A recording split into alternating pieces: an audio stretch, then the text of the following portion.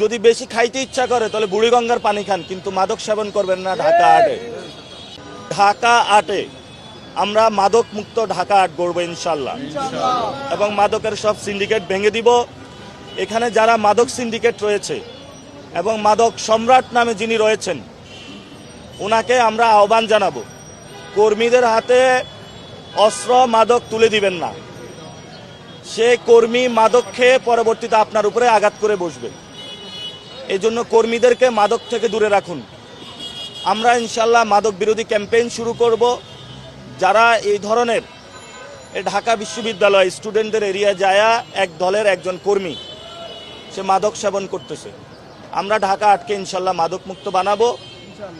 এবং যদি বেশি খাইতে ইচ্ছা করে তাহলে বুড়িগঙ্গার পানি খান, কিন্তু মাদক সেবন করবেন না ঢাকা আটে।